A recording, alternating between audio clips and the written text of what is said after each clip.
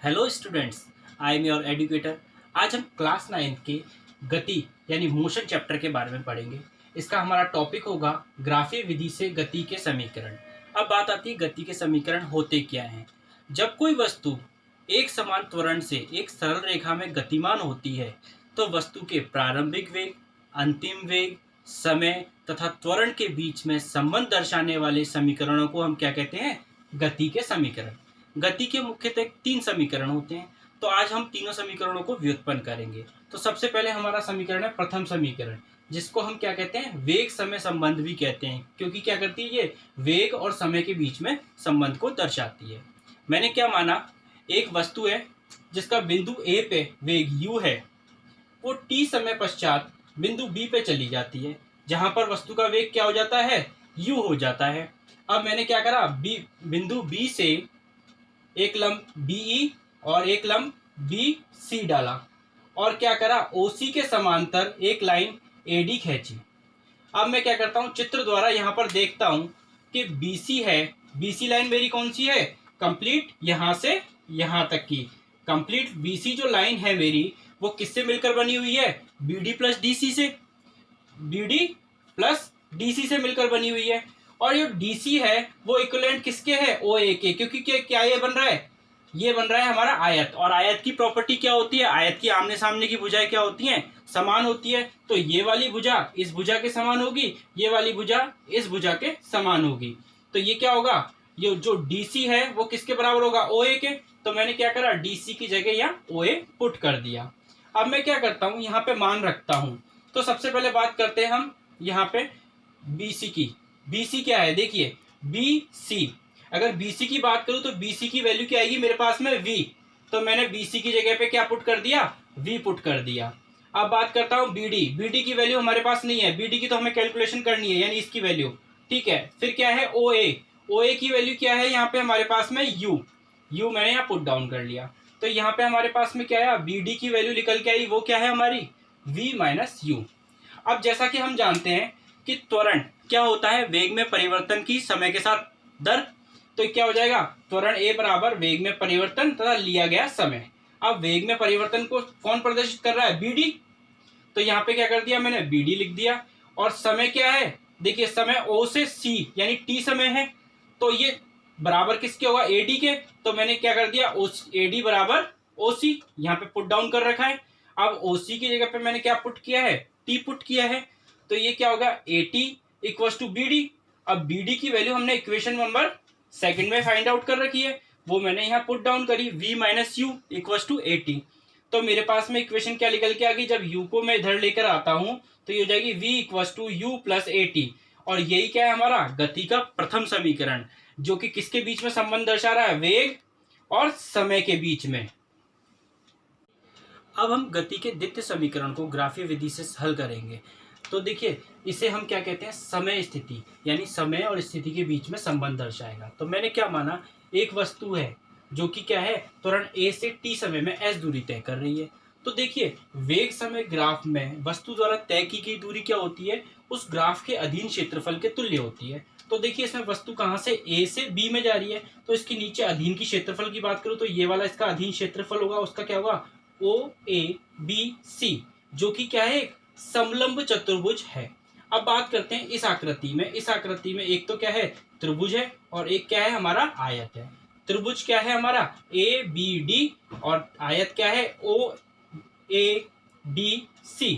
तो देखिए हमने क्या करा, अब आयत का क्षेत्रफल हम जानते हैं। आयत का क्षेत्रफल क्या होता है? लंबाई इंटू चौड़ाई। अब देखिए लंबाई की बात करता हूँ, यहाँ पे लंबाई क्या है हमारी? ये देखिए OA, और चौड़ाई क्या है हमारी? OC। अब त्रिभुज का क्षेत्रफल क्या होता है? 1/2 आधार गुणा ऊंचाई। अब देखिए आधार की बात करूं, ये त्रिभुज है हमारा, इस त्रिभुज में आधार की बात करता हूं, आधार क्या है? AD, तो हाफ, और ये कितना होगा? AD, और ऊंचाई कितनी है इसकी? BD। अब देखिए सबसे पहले हम वैल्यूज पुट करते हैं। OA देखिए क्या है, यहाँ से O से A, इसकी वैल्यू क्या है? U। तो मैंने क्या रख दी? U। अब बात करते हैं OC और AD। OC और AD, देखिए OC क्या है? टाइम T को रिप्रेजेंट कर रहा है, तो T के इक्विवेलेंट, और ये किसके बराबर होगी? इसके, क्योंकि आयत की आमने सामने की भुजाएं क्या होती है? हमेशा बराबर होती है। तो ये क्या हो जाएगा? OC AD equals to T। और बी डी इक्वल टू 80 हम पहले वाले इक्वेशन के समीकरण में प्रूव करते हुए आए हैं। अब हम क्या करते हैं, ये सारी वैल्यूज इक्वेशन नंबर इसमें पुट डाउन कर देते हैं फोर्थ नंबर में। तो मान रखते हैं हम, देखिए ये यहाँ पे तय की गई दूरी क्या है, एस। अब बात करते हैं मैं ओए की वैल्यू क्या है, यू, और ओसी की वैल्यू क्या है, टी, तो यू टी। और देखिए अब हाफ एडी की वैल्यू क्या है मेरे पास में, टी पुट डाउन कर दी, और बीडी की वैल्यू क्या है मेरे पास में, ए टी। तो देन ये क्या आ गया, एस बराबर u t plus half a t square. ये क्या होता है, हमारा गति का द्वितीय समीकरण होता है, जो कि समय और स्थिति के बीच में संबंध को दर्शाता है। अब हम गति के तृतीय समीकरण को व्युत्पन्न करेंगे, जिसे हम क्या कहते हैं, वेग स्थिति समीकरण भी कहते हैं। तो देखिए हम अभी पढ़कर आए थे, जो हमारी वस्तु है उसके द्वारा तय की गई दूरी क्या है, एस, और तय की गई दूरी किसके निकाली जाएगी, उसके क्षेत्रफल के अकॉर्डिंग, जो उसके ग्राफ के अधीन क्षेत्रफल है उसके। तो वो क्या है, हमारा समलंब चतुर्भुज ओ ए बी डी का क्षेत्रफल। अब समलंब चतुर्भुज के क्षेत्रफल का फॉर्मूला क्या होता है हमारा, 1/2 समांतर भुजाओं का योग इंटू उनके बीच की दूरी। तो देखो मैं बात करता हूं, ये वाली भुजा ये इस भुजा के समांतर है, तो समांतर भुजाएं कौन सी हुई, OA और BC समांतर भुजा, और इन दोनों के बीच में दूरी क्या होगी, ये वाली जो क्या है AD, और AD इक्विवेलेंट किसके है, OC के। तो ये क्या हो गया हमारे पास में 1/2 OA plus BC into OC। अब बात करते हैं सारे वैल्यूज। OA की वैल्यू क्या है, ग्राफ में देखिए यहाँ पे O से A पे जाते हैं तो उसकी वैल्यू क्या आएगी, U, ठीक है। BC का है हमारे पास में ये B से C, इसकी वैल्यू हमारे पास में क्या थी, V, क्योंकि यहाँ पे जाती पार्टिकल की वेलोसिटी क्या हो रही है, V हो रही है। अब बात करते हैं हम OC की वैल्यू क्या है हमारे पास में, यहां से यहां तक जाने में टाइम कितना लग रहा है हमारे पास, T। अब देखिए हमने क्या करा, सारी वैल्यूज यहाँ पे पुट करी, तो S बराबर half U plus V into T. अब देखिए यहाँ पे इक्वेशन जो हम पहली इक्वेशन निकाल कर आए थे, प्रथम समीकरण, उसके अकॉर्डिंग क्या होता था, V बराबर U प्लस ए टी। अगर मैं यहाँ से t की वैल्यू निकालूंगा तो वो क्या हो जाएगी, V minus u divided by a.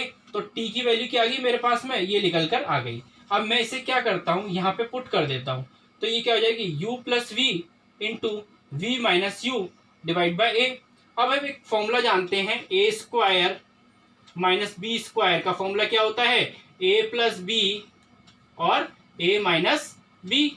तो देखिए ये कुछ इसी तरीके का फॉर्मूला बन रहा है, देखिए ए प्लस बी और ए माइनस बी की जगह क्या आ गया यहाँ पे, यू प्लस वी और यू माइनस वी, ये फॉर्मूला आ गया। तो अब क्या करते हैं, हम इसको इस फॉर्म में लिख सकते हैं, तो ये क्या हो जाएगा, V square minus U square, और नीचे का 2a क्या हो जाएगा, मल्टीप्लाई हो जाएगा इससे, तो ये क्या हो जाएगा 2as। अब इसको थोड़ा और मैं सरल करते हुए लिखता हूं, तो ये क्या हो जाएगा, V square equal to you square plus 2as। ये क्या है, हमारा गति का तृतीय समीकरण है, जो वस्तु के वेग, देखिए वेग और स्थिति यानी ये s के बीच में क्या बता रहा है, संबंध को दर्शा रहा है।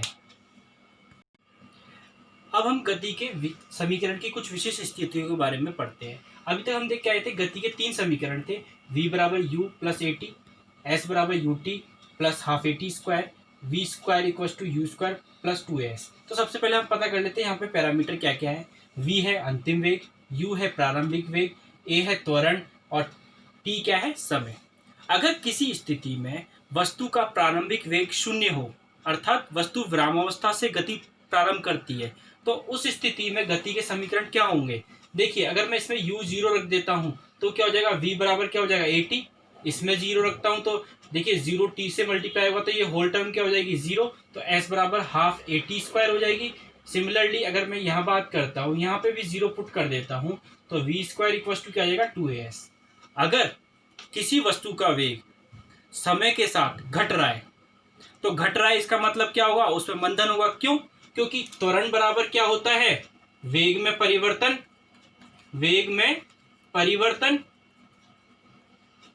डिवाइडेड बाय समय। अब देखिए किसी वस्तु का प्रारंभिक वेग अंतिम वेग से ज्यादा है, तो ये क्या होगा, यहाँ पे हमें जो त्वरण प्राप्त होगा वो कैसा ऋणात्मक प्राप्त होगा, और ऋणात्मक त्वरण को हम क्या कहते हैं, मंदन कहते हैं। तो हम क्या करेंगे, जब मंदन की स्थिति होती है तो एक ही जगह हम क्या पुट करेंगे, माइनस ए पुट करेंगे, एक ही जगह क्या पुट करेंगे हम, माइनस ए। तो ये इक्वेशन क्या बन के आ जाएगी, v equal to u minus a t, s equal to u t minus half a t square, और v square equal to you square minus 2as। ये हमारी मंदन की स्थिति आ गई। अगर किसी स्थिति में वस्तु का त्वरण शून्य हो, अर्थात वस्तु एक समान वेग से गतिमान है, वस्तु के वेग में कोई परिवर्तन नहीं हो रहा है, तो वस्तु की जो वेग के समीकरण होंगे, जो गति के समीकरण होंगे, वो कैसे होंगे? v बराबर u, s बराबर ut। क्योंकि देखिए यहाँ पर a की वैल्यू 0 तो होल टर्म 0, सिमिलरली इसमें भी 0 हो गई। अब यहाँ पे बात करते हैं, ये भी 0 हो जाएगी, तो वी स्क्वायर इक्वल टू ये u स्क्वायर। ये क्या है? गति के समीकरण के कुछ विशेष स्थितियां हैं जिनका उपयोग हम आंकिक प्रश्नों को हल करने में करेंगे।